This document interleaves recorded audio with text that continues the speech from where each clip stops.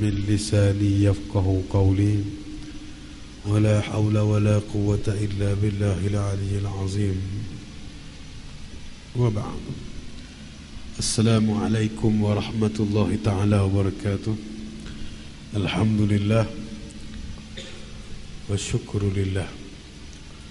Segala puji bagi Allah Subhanahu wa taala yang telah mengurniakan kepada kita berbagai nikmat. Jikalau kita bandingkan seluruh nikmat itu dengan amalan dan ketaatan kita kepada Allah, maka tidak akan pernah sebanding. Selawat dan salam atas junjungan besar Nabi Muhammad sallallahu alaihi wasallam dan ke atas ahli keluarga baginda, para sahabat dan orang-orang yang mengikut jejak langkah baginda hingga ke hari kesudahan. Tuan-tuan dan puan-puan sedang pendengar yang dirahmati Allah sekalian, pada minggu yang terdahulu kita telah sampai kepada ayat yang ke-188 dalam surah Al-Baqarah, di mana ayat tersebut telah menjelaskan kepada kita tentang larangan untuk memakan harta sesama kita dengan cara yang batil, kemudian mengangkatnya atau membawanya kepada hakim, di mana hakim tadi telah pun kita pengaruhi ataupun kita sogok rasuah dan sebagainya, untuk menjadikan harta tadi itu secara undang-undang atau secara hukumnya menjadi milik kita dan kita mengetahui. Jadi setelah Allah Subhanahu wa taala menerangkan tentang larangan tersebut, pada ayat yang seterusnya Allah Subhanahu wa taala menerangkan tentang urusan agama kita. Jadi kita teruskan renungan kita pada ayat yang seterusnya. Itu ayat yang ke-189 dalam surah Al-Baqarah. A'udzu billahi minasyaitonir rajim. Yas'alunaka 'anil ahillah. Qul hiya mawaqitu lin-nasi wal hajj.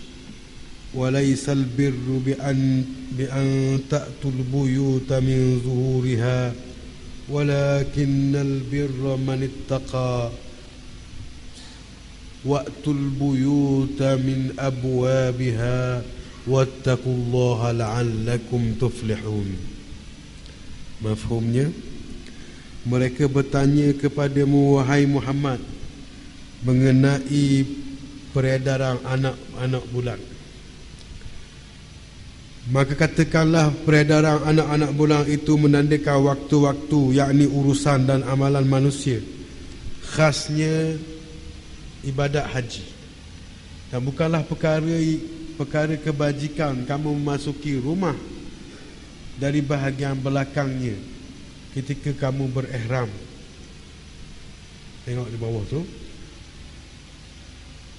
Akan tetapi kebajikan itu ialah perbuatan orang bertakwa, dan masuklah ke rumah kamu itu melalui pintunya, yakni pintu depan, serta bertakwalah kamu kepada Allah supaya kamu berjaya. Jadi pada ayat ini Allah Subhanahu wa taala menerangkan, yang ini menceritakan tentang sebahagian sahabat.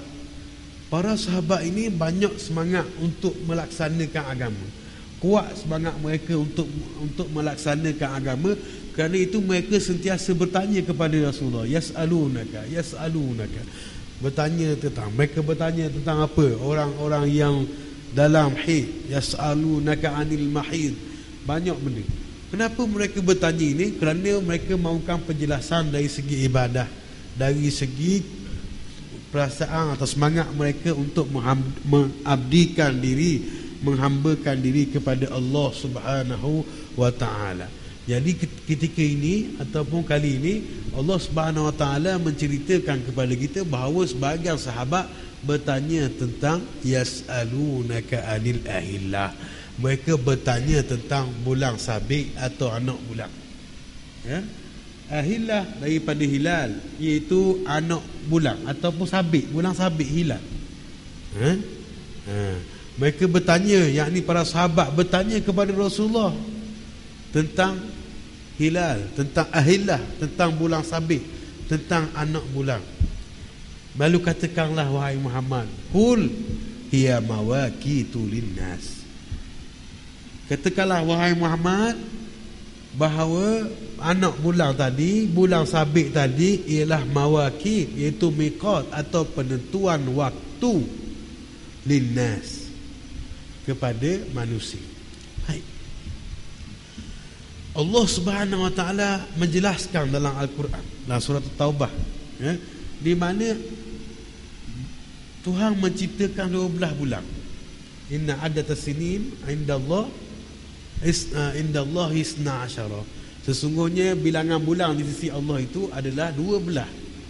Berarti 12 bulan yang ada pada hari ini ialah ciptaan Allah. Ada riwayat menyebut sahabat bertanya bahawa kenapa bulan? Kenapa Allah menciptakan bulan? Dia daripada kecil 15 hari bulan, dia besar, kemudian dia turun lagi sampai menghilangkan diri, dia jelma lagi. Lalu kalau kita tengok, kenapa dok 30 hari bulan, bulan besar sekali? Kenapa 15? Baik buat kalau kita kata kemucuk dia 30 bulan penuh. Apa 15? Jadi kerana sebagai penentuan waktu. Maka hilang, timbul baru, bulan baru dah. Hilang, timbul baru, mana bulan baru. Terbit hilal baru, anak bulan baru, bulan sabit baru, bererti sudah masuk kepada masa yang baru. Mereka bertanya kepada Nabi, kenapa Allah SWT menciptakan anak bulan? Kenapa Allah ciptakan anak bulan tadi? Lalu baginda menyatakan bahawa bila Allah lah menciptakan ahillah tadi, anak bulan tadi, bulan sabit tadi, maka kamu puasalah ketika kamu melihatnya dan berbukalah, yakni sambutlah Aidilfitri dengan melihatnya. Kamu tengok anak bulan Syawal, kamu buka. Kamu tengok anak bulan Ramadan, kamu buka. Dan jika adanya ram, adanya kelabu, dok nampak, ada kabu, ada awang, berawang, maka cukupkanlah fakmilul iddah, maka sempurnakanlah iddah tadi 30 hari salasin. Maka hendaklah kita cukupkan 30 hari bilangan puasa tadi. Jadi walaupun kita kata bapa tanya tentang bulan sabit, sebab bulan sabit itu banyak perkara di sebalik dia. Yang pertama, bulan sabit itu ditentukan 12 kali turun naik dia setahun. Allah tentukan. Dan setiap turun naik dia tadi ada 4 bulan haram yang kita dilarang membunuh dan sebagainya. Dan di situlah ditentukan mula dan akhirnya bulan-bulan tersebut. Dan juga bukan hanya itu sahaja. Ditentukan dengan ahillah, dengan anak bulan ini, iaitu urusan perempuan. Orang puan dia kira hak dia dengan hari bulan juga. Hari bulan Kamariah juga. Tolak edah, bukan edah bulan putih. Bukan hari bulan putih, bukan 3 bulan putih. Bukan 3 hari bulan Masri, 3 kali suci tadi. Ataupun orang yang diceraikan tu,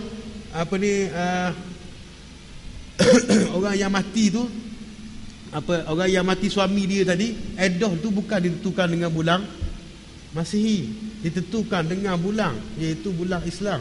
Bulan Islam bermula dengan hilal, bermula dengan anak bulan, dengan bulan sabit, kemudian berakhir lenyap dia 15 hari bulan, dia besar, dia penuh, dia akhir, dia turun, kemudian keluar bulan baru lagi, menunjukkan sampainya waktu baru. Juga ditentukan sampai balik umur.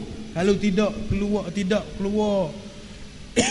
keluar mani, dan juga tidak bermimpi bagi orang lelaki, maka 15 tahun di situ ialah Qamariyah, iaitu bulan Qamariyah, iaitu bulan Islam yang ditentukan dengan peredaran bulan tadi. Qul hiya mawaqitu linnas, katakanlah dia itu adalah penentuan masa bagi manusia. Yakni Nabi SAW bukanlah ahli sains yang khabar tentang peredaran anak bulan, bukan ahli renungan, bukan ahli hikmah, ahli falsafah. tetapi Nabi memberitahu kepada umatnya tentang awal ataupun urusan mawaqit ataupun mikot, penentuan waktu tadi ialah atas perintah Allah. Qul hiya mawaqitu linnas. Jadi Allah beritahu kepada Nabi tentang ahillah, tentang bulan sabit, tentang anak bulan. Bukan hanya Nabi ni pakar falak, bukan hanya Nabi itu merupakan ahli falsafah dulu-dulu yang menguasai ilmu astronomi ni, falak ni, tetapi Nabi memberitahu pada umatnya apabila sahabat bertanya tentang apa ni, tentang ahillah, tentang anak bulan, qul hiya mawaqitu linnas, katakanlah iaitu anak bulan tadi adalah penentuan masa bagi manusia. Penentuan masa bagi manusia. Jadi timbul persoalan, apa beza bulan Qamariyah tahun Islam, tahun Hijri dengan tahun Masihi? Semuanya dua-dua tahun ini, Masihi dengan Hijri, ialah ditentukan dengan falak, berdasarkan kepada falak, berdasarkan kepada astronomi. Tetapi tahun Syamsiah atau tahun Masihi dia berpandukan kepada peredaran matahari. Tetapi bulan Hijri, tahun Hijri ditentukan berpandukan kepada peredaran bulan. Sebab tu dalam tahun Islam tidak ada tahun lopak. Tak ada. Dalam bulan Masihi, dalam tahun Masihi ada orang kadang-kadang berapa tahun sekali baru sambut hari jadi. Dah apa ni 29 je lahir. Dia 29 Februari lahir. Tak ada, tahun ni tak ada. Tak ada hari jadi dia. Dah boleh nak buat kek dia, dah tak ada hari jadi dia. Orang lain sambut, dia tak boleh sambut tahun tu sebab tahun lopak tak ada 29 Februari. Dah. Itu tahun ni. Jadi antara hikmah tahun Hijrah, tahun yang berpandukan kepada bulan, mana peredaran hilal bulan sabit, berapa perkara. Yang pertama sekali, itulah membawa manusia tadi keluar daripada khurafat. Kerana dalam bulan Inggeris, bukan bulan Inggeris, bulan Masihi, dalam tahun Masihi, Januari, Februari sampai habis tu, dia terselit bacaan-bacaan falak yang menentukan kepada masa depan ataupun panduan masa depan. Sebab tu kalau kita tengok dalam bahasa Inggeris ada dua ilmu falak tadi. Yang pertama astronomi. Astronomi itu kajian tentang angkasa lepas, peredaran falak dan sebagainya. Tapi ada satu lagi disebut astrologi. Astrologi dia tengok bintang ni, boleh kahwin ke tak? Tak boleh kahwin. Masa depan tak cerah. Bintang gelap gitu. Lalu tengok ni, mu bintang dia. Aku bintang jeking. Dan mu bintang dia, bintang ikan. Tak boleh. Jeking kena ketik di ikan. Ikan kena ketik di jeking. Tak boleh. Jadi tak boleh. Tak boleh. Dia tengok penentuan tu. Contoh je lah. Tapi ilmu ni memang terkenal. Dia panggil ilmu tanjim. Ilmu nujung sebenarnya kita tukar. Ilmu nujung ni itu ilmu kaji masa, puasa, waktu. Itu ilmu nujung. Tapi ilmu bintang yang bersahabatan dengan baca masa depan ni, baca takdir masa depan ni, dia panggil tanjim. Ini yang diharamkan. Maka dalam usul, dalam pemikiran tahun Masihi ni, dia ada astrologi. Dia ada falak-falak dia ada Sagittarius, bintang Capricorn, banyak lagi. Bintang-bintang tadi dia sambung-sambung bentuk Aries, bentuk Capricorn, macam-macam lagi. Jadi bintang-bintang ni dia ada bacaan takdir dia. Dan benda ni dia ambil daripada falsafah Hindu kuno. Jadi ada makna-makna di sebalik bintang.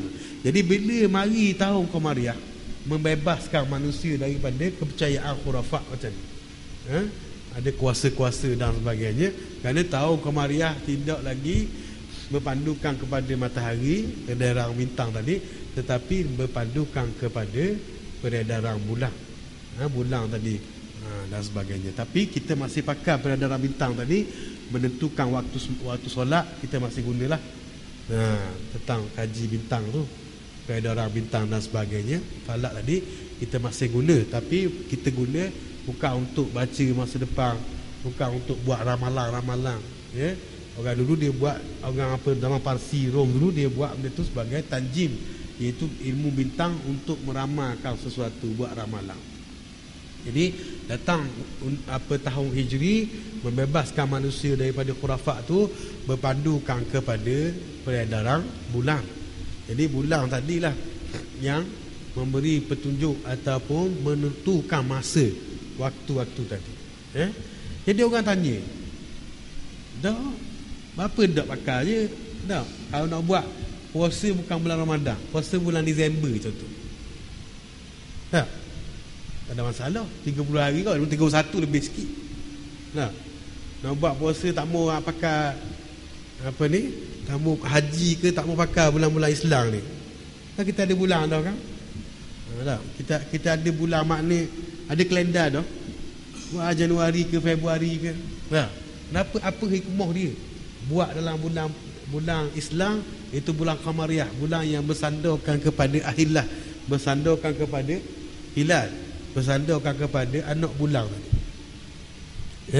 Kenapa kelebihan dia? Apakah rahsia dia?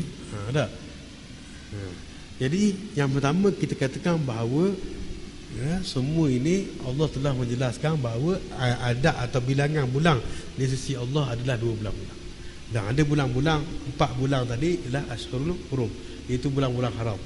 Dan ditetapkan berpuasa pada bulan Ramadan. Ditetapkan puasa pada bulan Ramadan.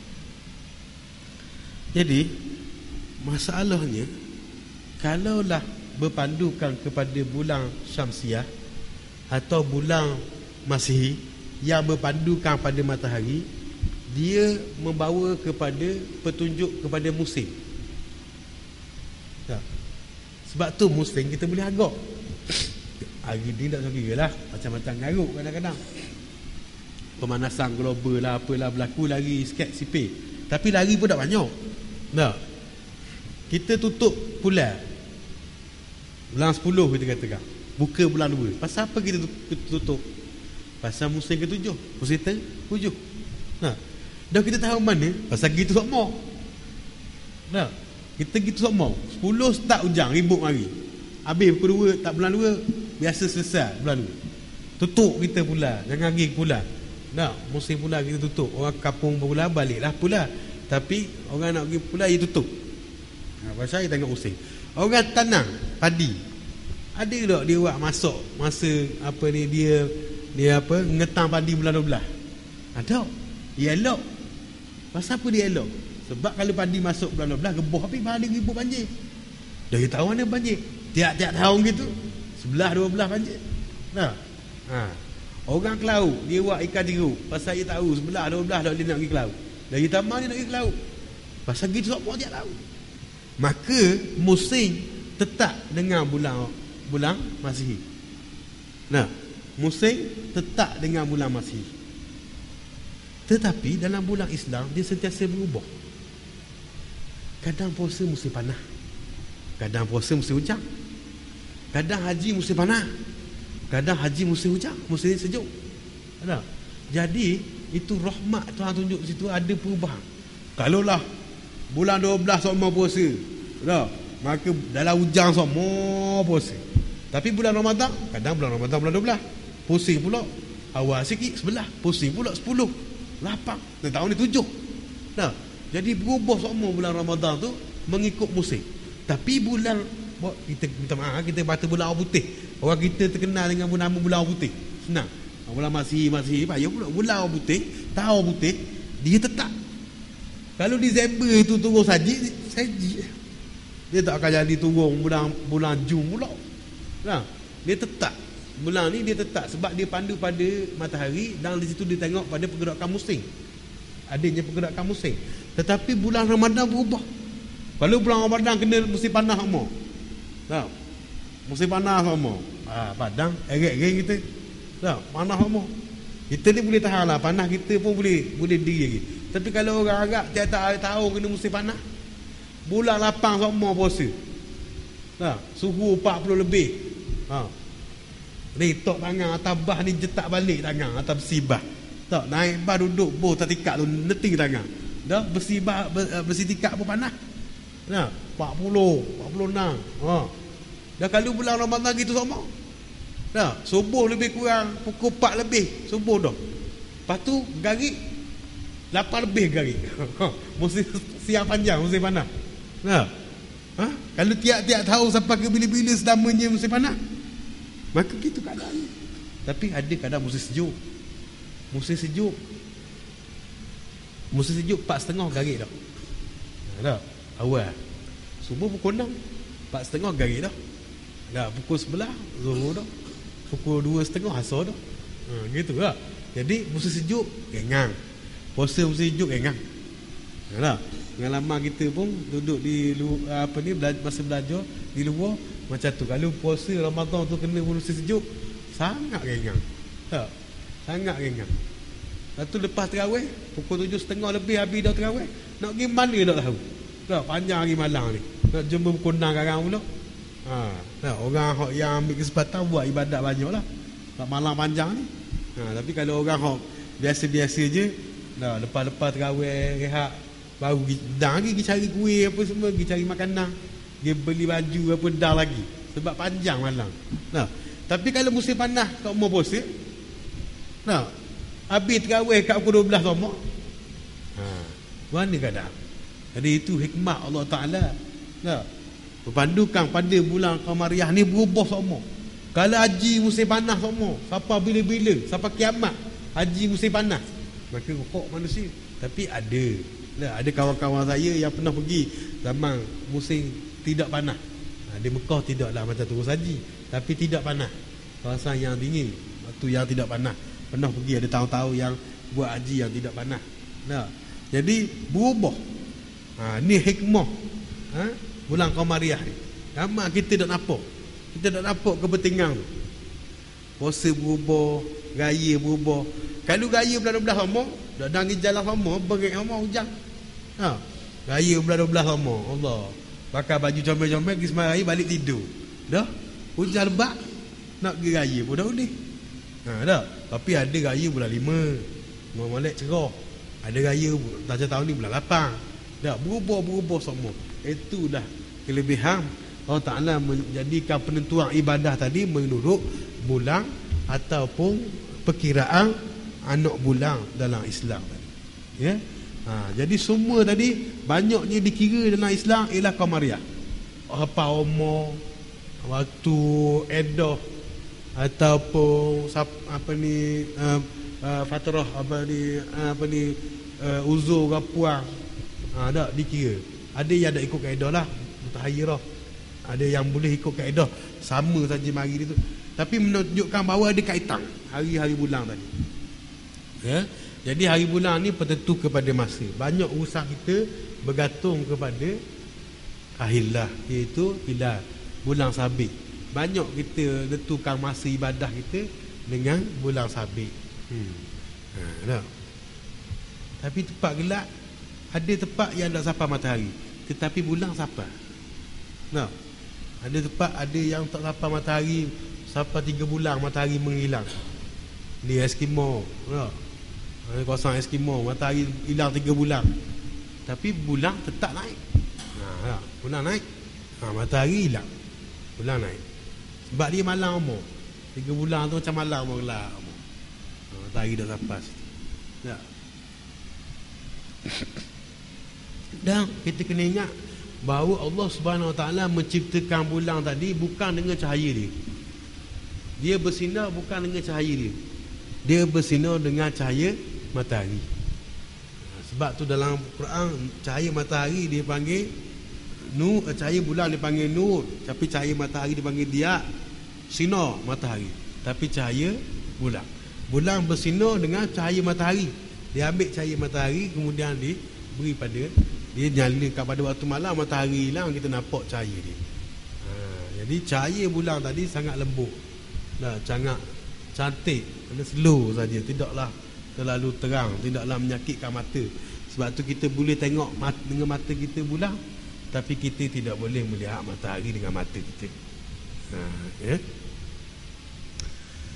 Qul hiya mawaqitu linnas, katakanlah bahawa ahillah tadi, bulan sabit tadi adalah mawaqit, adalah ketentuan waktu bagi manusia, wal hajj, dan juga pada haji, tentang ibadah haji. Dalam ibadah haji ada dua miqat. Ada dua miqat. Yang pertama disebut miqat zamani. Yang kedua disebut miqat makani. Kita tak mau cerita tentang miqat makani. Miqat yang apa bersangkutan dengan tempat. Macam kita di ya lam-lam ke apa lagi tempat lah. Dia miqat tu miqat makani, itu miqat tempat kita niat, tempat kita niat. Tapi ada miqat atau adanya ketentuan waktu tadi, iaitu dipanggil sebagai miqat zamani, iaitu miqat masa. Mula bila start boleh niat, sampai bila. Ya, miqat zamani ialah bermula daripada keluarnya apa ni fajar bulan Syawal sampailah kepada takhir sebelum keluar fajar 10 hari bulan Zulhijjah. Maka 3 bulan tadi, Syawal, Zulkaidah, awal Zulhijjah, itulah masanya miqat tempat orang berniat haji. Masa, bukan miqat makani, bukan miqat tempat. Miqat tempat ni dia pada tempat yang tertentu niat. Orang dari miqat ni, dia orang dari sini. Tapi nak cerita tentang sama saja miqat haji, iaitu miqat zaman ni, miqat masa berniat haji tu macam kita kata tadi lah. Syawal 3 bulan tu, Syawal, Zulkaidah, Zulhijjah, awal Zulhijjah. Maka 3 bulan tu tepat orang, waktu orang berniat haji. Dan umrah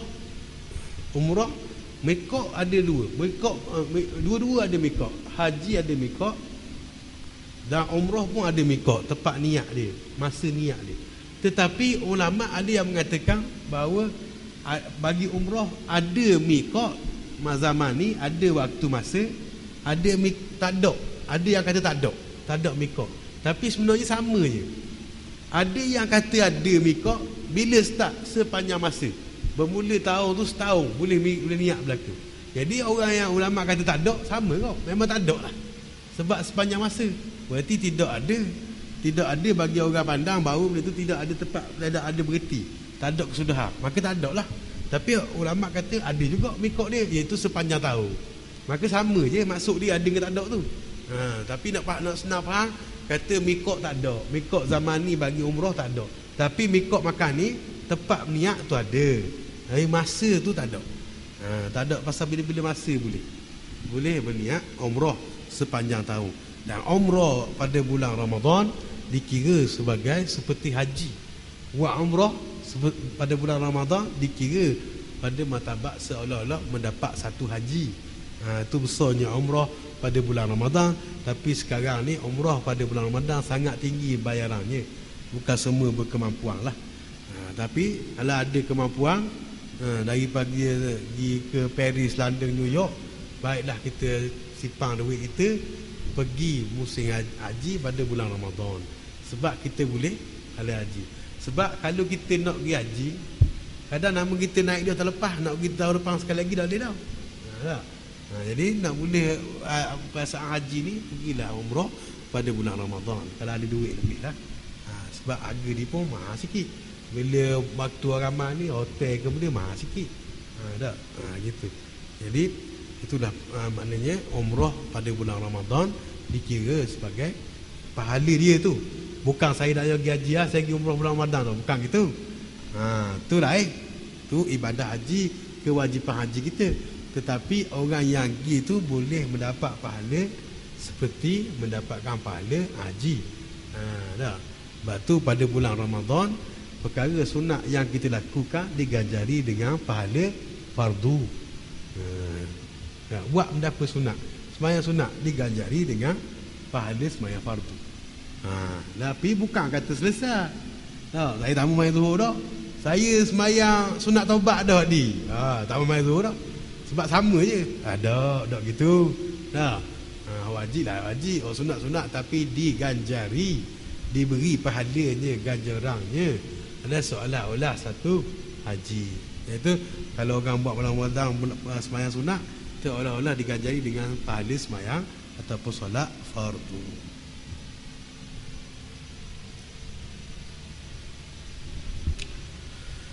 Walaysal birru bi an ta'tul buyuta min zuhuriha.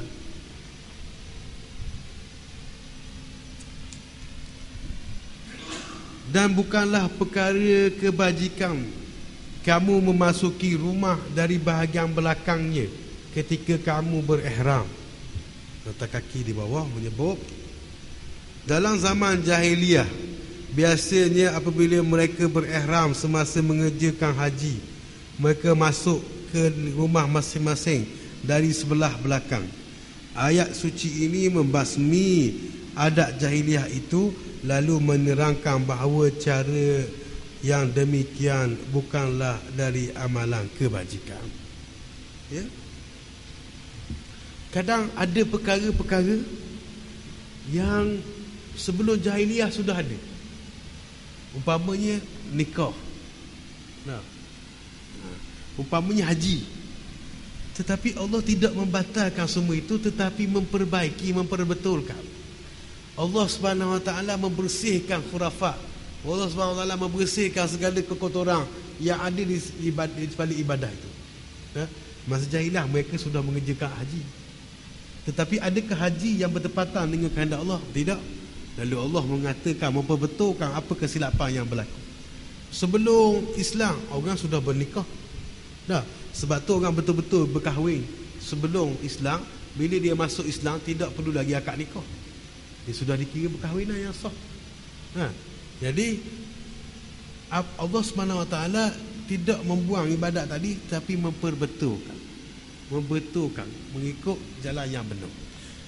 Jadi antara adat jahiliyah, adat di zaman jahiliyah, iaitu mereka apabila mereka mengerjakan haji. Dan satu riwayat disebut oleh Imam Al-Bukhari bahawa apabila mereka mengerjakan haji, apabila selesai daripada berihram, mereka balik ke pintu belakang.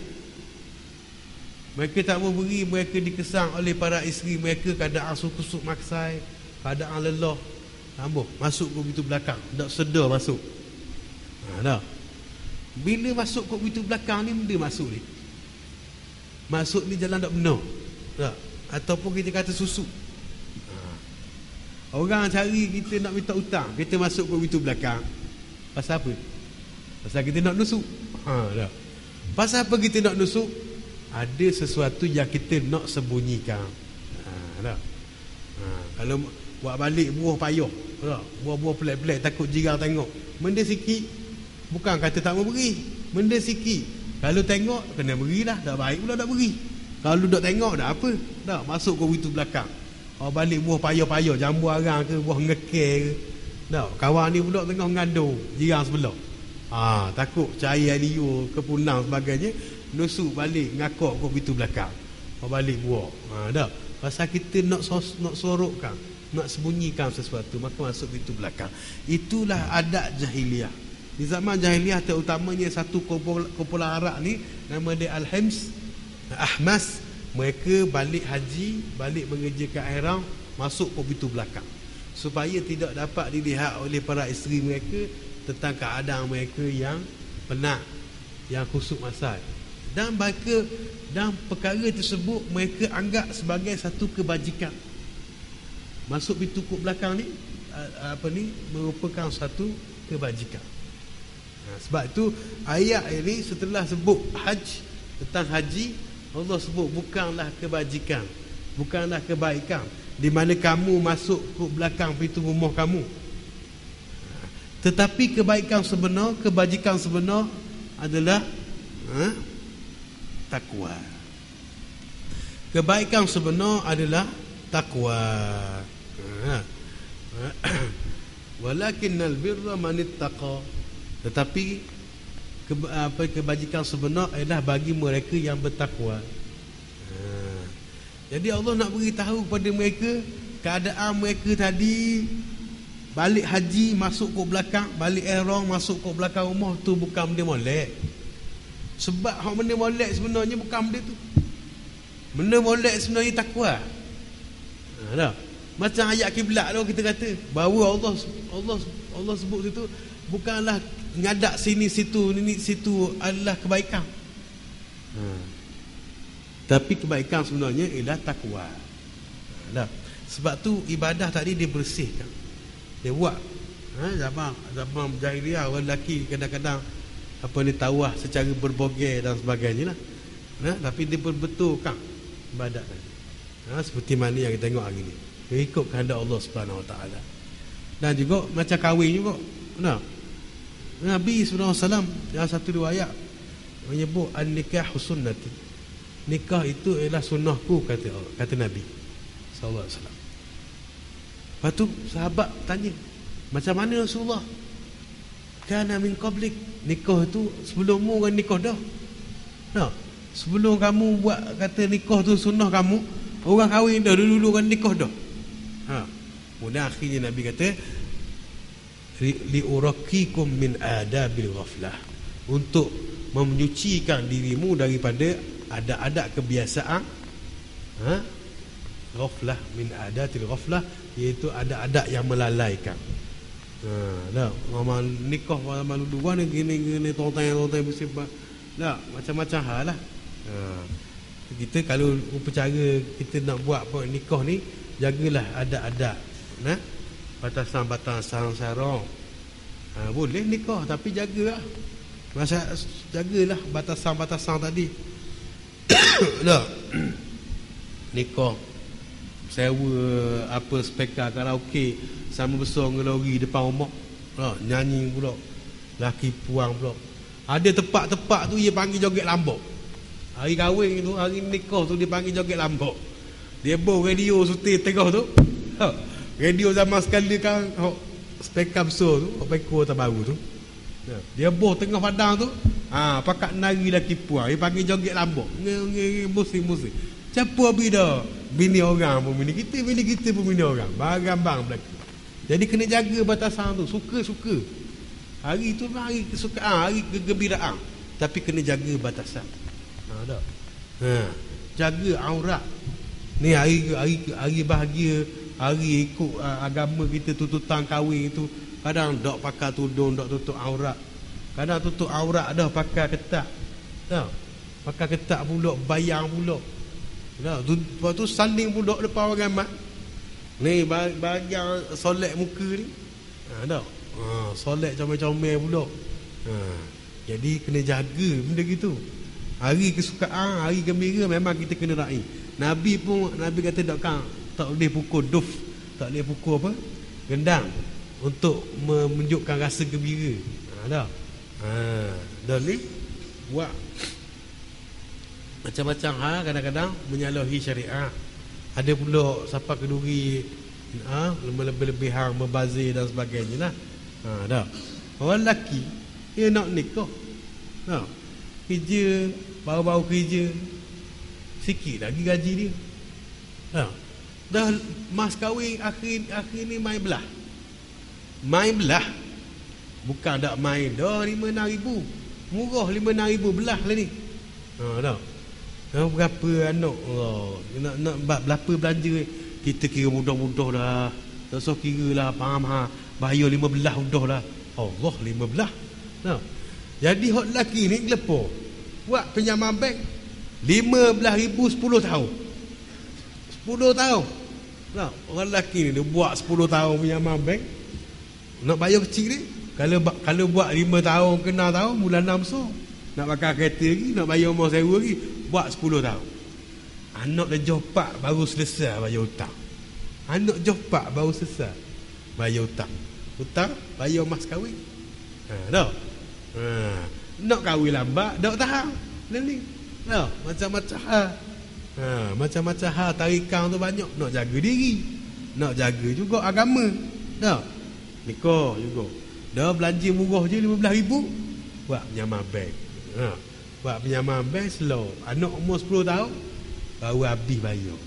Anak besar tu, baru habis bayar pinjaman. Tak sungguh ni. Ada benda tadi ni kita kena tengoklah. Kadang-kadang berlebihan. Kadang benda tadi benda yang bagus, benda yang ditutup oleh agama. Tapi bila kita buat benda tu kadang berlebihan. Kadang orang puan pun nak kata guana. Kalau kata guana murah ngak ni apa 15,000. Lembu mahal ni bawa. Nak buat kat 2 ekor. 2 ekor lembu. 2 ekor lembu 10,000 dah. Jadi gitu. Jadi gitu. Walakinnal birra man ittaqa wa atul buyuta min abwabiha. Maka masuklah rumah tadi mengikut pintu depan, mengikut pintunya, itu pintu depan tadi. Wattaqullaha la'allakum tuflihun. Bertakwalah kepada Allah, semoga kamu akan berjaya, yakni berjaya di dunia dan berjaya di akhirat.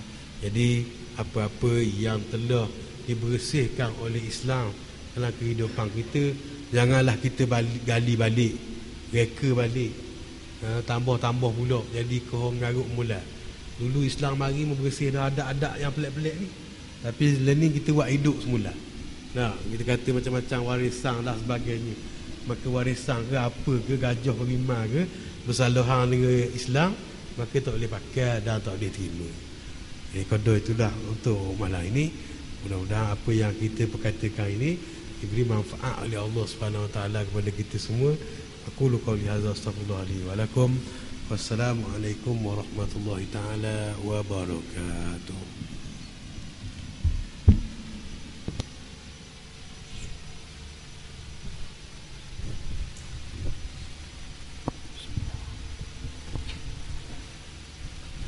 الله أكبر الله أكبر الله أكبر الله أكبر أشهد أن لا إله إلا الله